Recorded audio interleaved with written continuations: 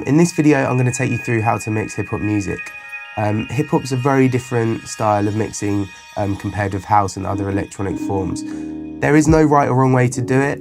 I'm just going to take you through three of the most common methods. The first being beat matching, the second being a straight cut, and the third being scratching.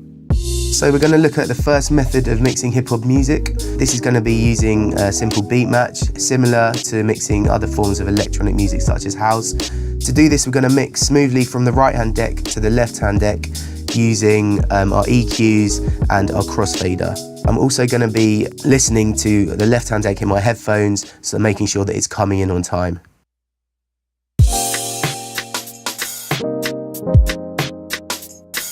Okay, and now I'm still thinking about my mix points and my phrasing when I'm going to drop the next tune in.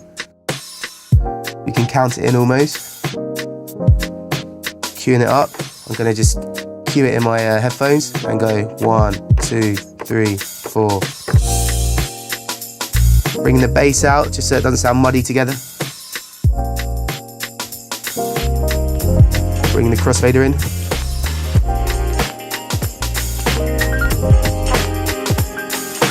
Bring the bass in,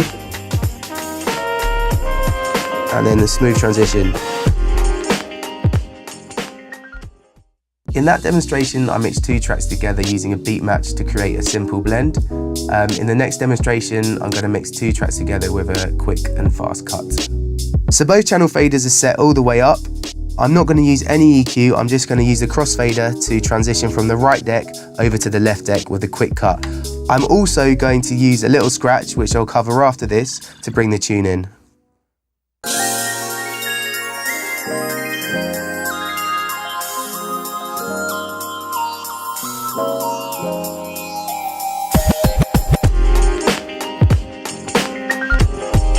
So to summarise that mix there, it was using a simple cut, using no EQs, just the crossfader to do a quick transition from the right deck to the left deck.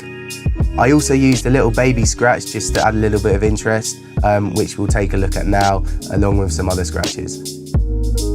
Scratching is predominantly done using the crossfader and sometimes the up faders, but for this demonstration I'll simply be doing it on the crossfader.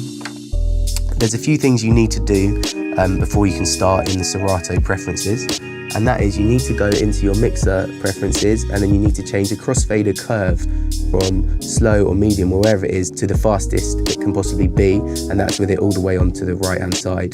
The reason for this is you want to make sure that when the sound comes in, it's the loudest it can be with the shortest amount of crossfader movement. So basically, if you move the crossfader to the left, you want it to come in at about there. So if we just play a track on the left hand deck and then just bring it in. Right, I've only moved it a tiny way. I've only moved it a tiny way to the left before the sound is at 100%. Now we've changed the crossfader curve control on our SB. We're going to now use the crossfader in conjunction with the platter to start scratching. The first scratch we're going to do is the baby scratch. It's very easy, anyone can do it, hence why it's called the baby scratch. So let's check it out. Basically, you want to do the baby scratch on the very beginning of a sample or the very beginning of the transient of a beat. I've got a kick here, if you can play that. And you can just hear. Basically, the baby scratch involves a forward and a backward movement on this transient or sample to create a wiki effect, which is sort of associated with scratching and the scratching sound. So if I move the platter forward and backwards, and then do that a bit faster, that's the baby scratch. And that's just simply on a kick of a tune. You can do it on snares or anything with a harsh attack. So yeah, give that a go. So now we've had a look at the baby scratch, the next one we can look at is a simple scratch called the transformer, and that's really only used with the crossfader. For this you'll need to load up a sample, and with the transformer you're basically cutting up the sound into small segments using the crossfader. So again, that's why it's really important to have that really sharp crossfader cutting point. And what you want to do there is you want to play your sample and then move the crossfader to just chop it up, so you're almost going boom, boom, boom, boom and transforming the sound. So let's check that out. So play the sample and then And all I'm doing there is just playing the sample on the platter, so just releasing it and then cutting up with a crossfader.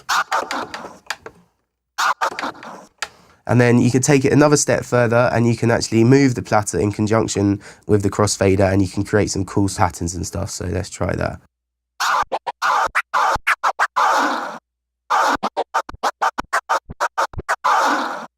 So the next scratch we're going to look at is called the chirp scratch. It was actually invented by Jazzy Jeff. The reason it's called the chirp is it supposedly sounds like a little bird chirping, and this is another more advanced scratch. With this, you both need to use the platter and the crossfader to create this sound. So in order to do the chirp, you want to start with the very beginning of the sample, so the very first bit.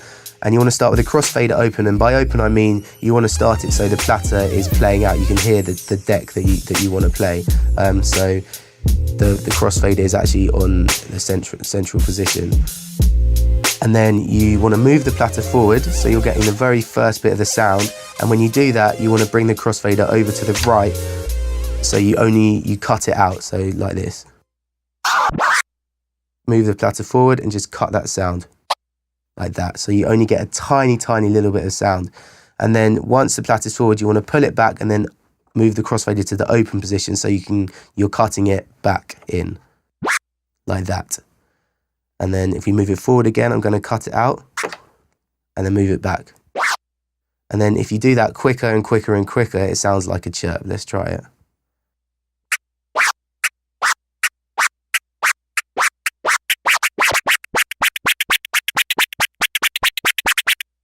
So now we've gone through 3 different techniques for scratching. We've looked at the baby, the transformer and the chirp scratch. Let's just try and apply those over a beat and see what we can come up with.